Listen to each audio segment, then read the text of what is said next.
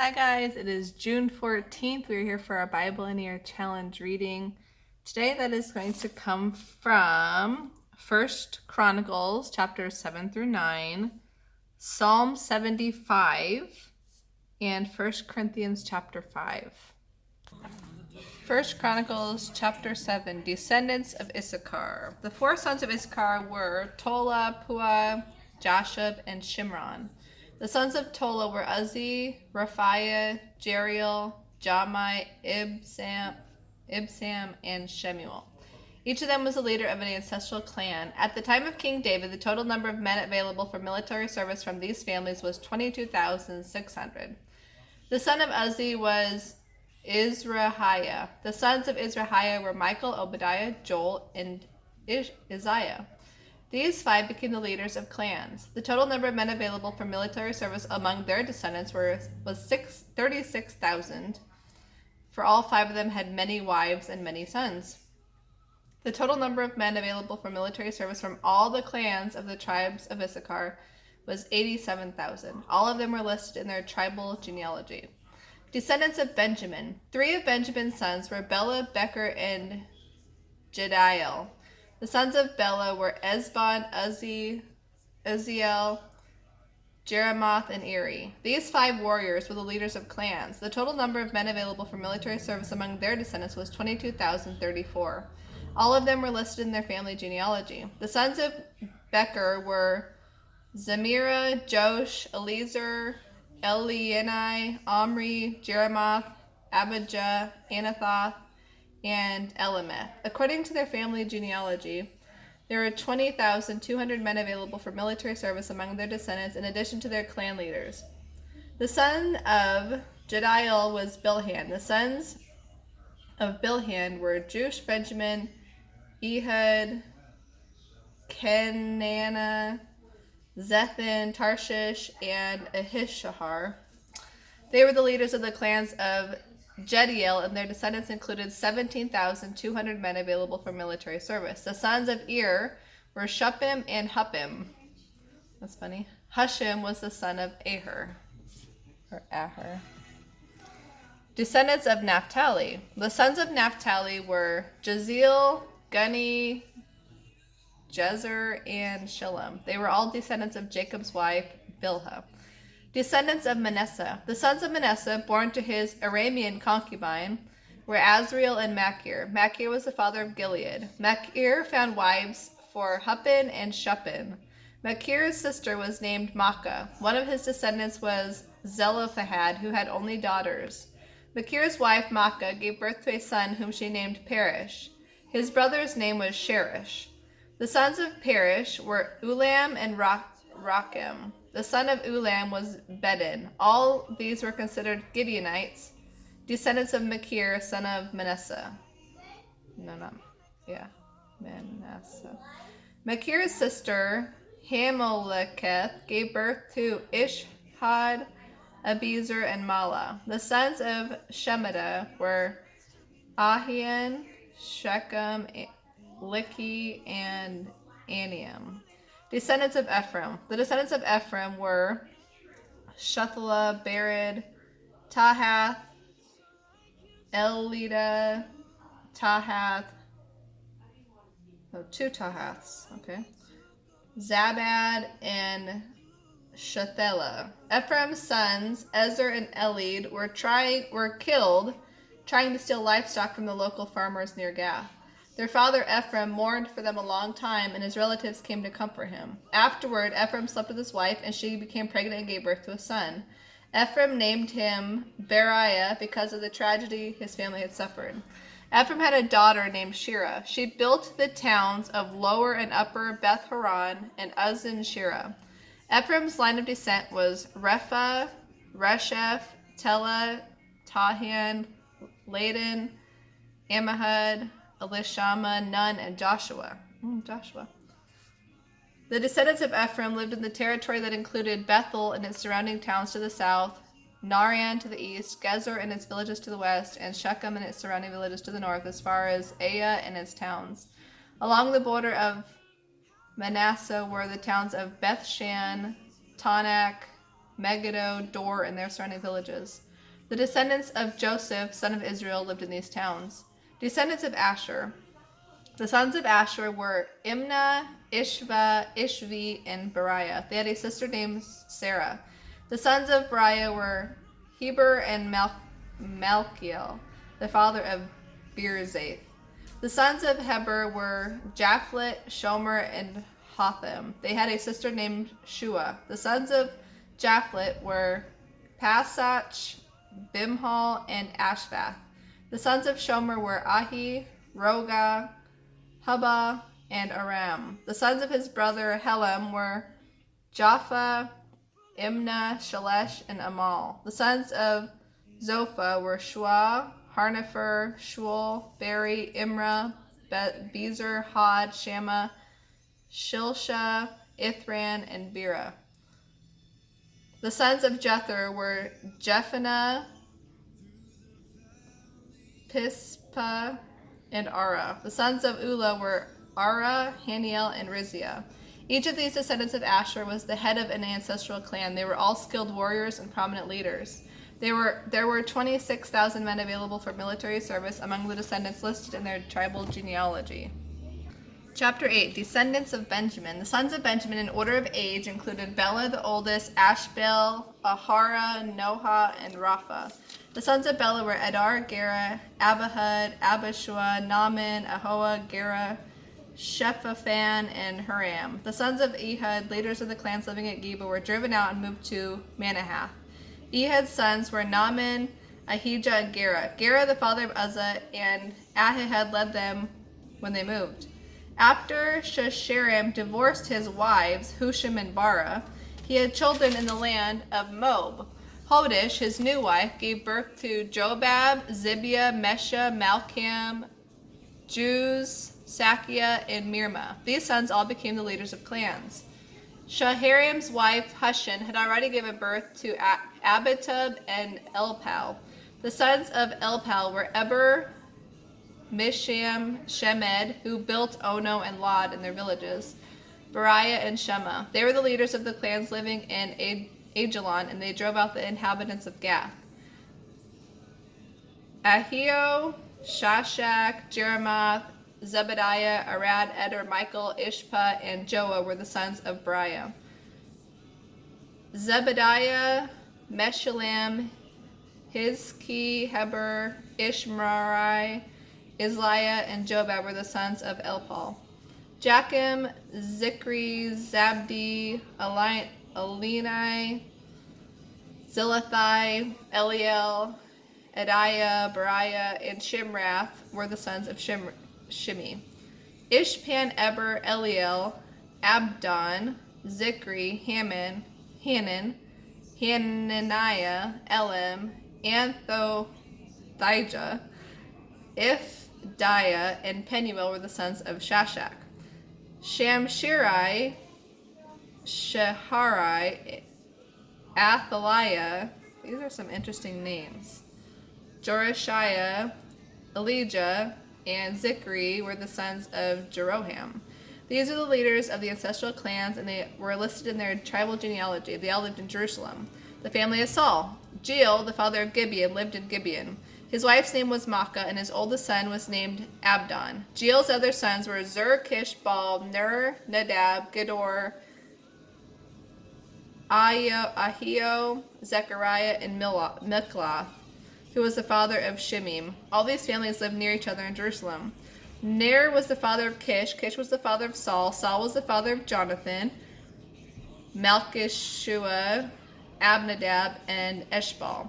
Jonathan was the father of Maribal. Maribal was the father of Micah. Micah was the father of Pithon, Melech, Tariah, and Ahaz. Okay. So this is the Saul that was king when David, during David's time, and Saul's son Jonathan was one of David's best friends. Ahaz was the father of Jada. Jada was the father of Elameth, Azmaveth, and Zimri. Zimri was the father of Mosa. Mosa was the father of Benia. Benia was the father of Raphiah. Raphiah was the father of Elisa. Elisa was the father of Azel. Azel has 6 sons: Azrikam, Bakaru, Ishmael, Shariah, Obadiah, and Hanan. These were the sons of Azel. Azel's brother Eshek had 3 sons, Ulam the oldest, Jush the second, and Eliphalet the third. The sons of Ulam were all skilled warriors and expert archers. They had many sons and grandsons, 150 in all. All these were descendants of Benjamin. Chapter 9. All Israel was listed in the genealogical record in the book of the kings of Israel. The returning exiles. The people of Judah were exiled to Babylon because they were unfaithful to the Lord. The first to return to their property in their former towns were common people. With them came some of the priests, Levites, and temple assistants. People from the tribes of Judah, Benjamin, Ephraim, and Manasseh came and settled in Jerusalem. One family that returned was that of Uthai, son of Ammihud, son of Omri, son of Imri, son of Bani, a descendant of Perez, son of Judah. Others returned from the Shilonite clan, including Asaiah the oldest and his sons. From the Zerahite clan, Jewel returned with his relatives. In all, 690 families from the tribe of Judah returned. From the tribe of Benjamin came Salu, son of Meshullam, son of Hodaviah, son of Hasanua, Ibniah, son of Jeroham, Ella, son of Uzi, son of Mikri, Shelusham, son of Shephatiah, son of Ruel, son of Ibnijah. These men were all leaders of clans, and they were listed in their tribal genealogy. In all, 956 families from the tribe of Benjamin returned. The returning priests. Among the priests who returned were Jediah, Jehoiarib, Jachin, Azariah, son of Hilkiah, son of Meshullam, son of Zadok, son of Moriah, son of Ahitub. Azariah was the chief officer of the house of God. Other returning priests were Adiah, son of Jeroham, son of Pashur, son of Malchijah, and Masai, son of Adiel, son of Jazerah, son of Meshullam, son of Meshulamith, son of Immer. In all, 1,760 priests returned. They were heads of clans and very able men. They were responsible for ministering at the house of God. The returning Levites. The Levites who returned were Shemaiah, son of Hashub, son of Akrakam, son of Hashabiah, a descendant of Merari, Bakar, Harish, Galal, Mattaniah, son of Micah, son of Zikri, son of Asaph, Obadiah, son of Shemaiah, son of Galal, son of Jeduthun, and Berechiah, son of Asa, son of Elkanan, who lived in the area of Netophah. The gatekeepers who returned was Shallum, Akab, Talmon, Ahiman, and their relatives.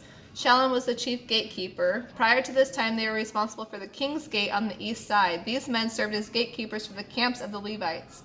Shallum was the son of Kor, a descendant of Abiasaph from the clan of Korah. He and his relatives, the Korahites, were responsible for guarding the entrance to the sanctuary, just as their ancestors had guarded the tabernacle and the camp of the Lord. Phinehas, son of Eleazar, had been in charge of the gatekeepers in earlier times, and the Lord had been with him. And later, Zechariah, son of Meshulmiah, had been responsible for guarding the entrance to the tabernacle. In all, there were 212 gatekeepers in those days, and they were listed by genealogies and their villages.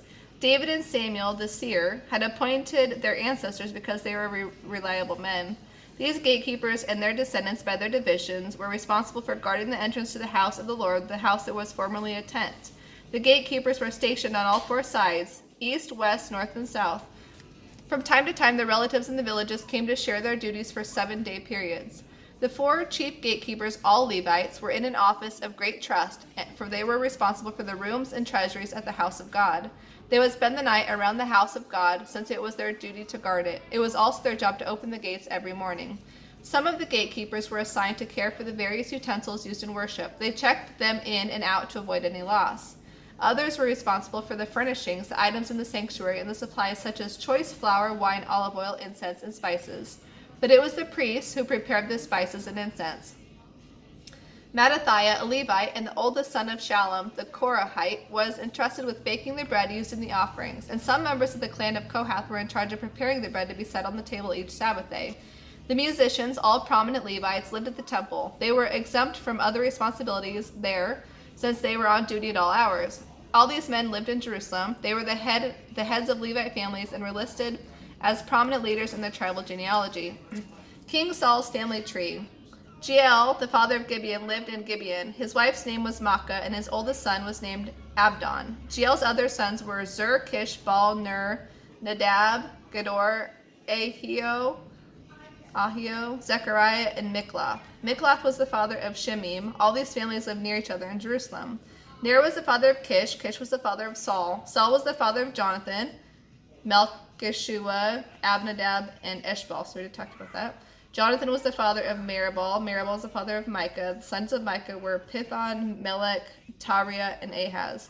Ahaz was the father of Jada. Jada was the father of Alameth, Asmaveth, and Zimri. Zimri was the father of Mosa. Mosa was the father of Bineah. Bineah's son was Raphiah. Raphiah's son was Elisa. Elisa's son was Azel. Azel had 6 sons, and their names were Azrikam, Bacharu, Ishmael, Shariah, Obadiah, and Hanan. These are the sons of Azel. Okay. Psalm 75.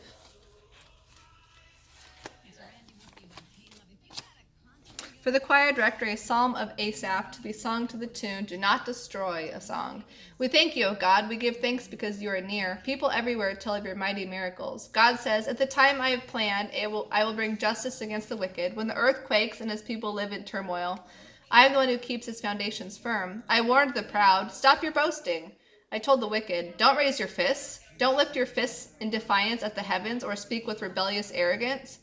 For no one on earth, from east or west, or even from the wilderness, can raise another person up. It is God alone who judges. He decides who will rise and who will fall. For the Lord holds a cup in his hand. It is full of foaming wine mixed with spices. He pours the wine out in judgment, and all the wicked must drink it, draining it to the dregs. But as for me, I will always proclaim what God has done. I will sing praises to the God of Israel. For God says, I will cut off the strength of the wicked, but I will increase the power of the godly. And 1 Corinthians chapter 5. Paul condemns spiritual pride. I can hardly believe the report about the sexual immorality going on among you, something so evil that even the pagans don't do it. I am told that you have a man in your church who is living in sin with his father's wife. And you are so proud of yourselves? Why aren't you mourning in sorrow and shame? And why haven't you removed this man from your fellowship? Even though I am not there with you in person, I am with you in the Spirit. Concerning the one who has done this, I have already passed judgment in the name of the Lord Jesus. You are to call a meeting of the church, and I will be there in spirit, and the power of the Lord Jesus will be there with you as you meet. Then you must cast this man out of the church and into Satan's hands, so that his sinful nature will be destroyed, and he himself will be saved when the Lord returns. How terrible that you should boast about your spirituality, and yet you let this sort of thing go on. Don't you realize that even if one person is allowed to go on sinning, soon all will be affected? Remove this wicked person from among you so that you can stay pure. Christ, our Passover lamb, has been sacrificed for us. So let us celebrate the festival, not by eating the old bread of wickedness and evil, but by eating the new bread of purity and truth. When I wrote to you before, I told you not to associate with people who indulge in sexual sin. But I wasn't talking about unbelievers who indulge in sexual sin or who are greedy or are swindlers or idol worshippers. You would have to leave this world to avoid people like that. What I meant was that you are not to associate with anyone who claims to be a Christian, yet indulges in sexual sin, or is greedy, or worships idols, or is abusive, or a drunkard, or a swindler. Don't even eat with such people. It isn't my responsibility to judge outsiders, but it certainly is your job to judge those inside the church who are sinning in these ways. God will judge those on the outside, but as the scriptures say, you must remove the evil person from among you. That is all for today's reading. I will see you tomorrow.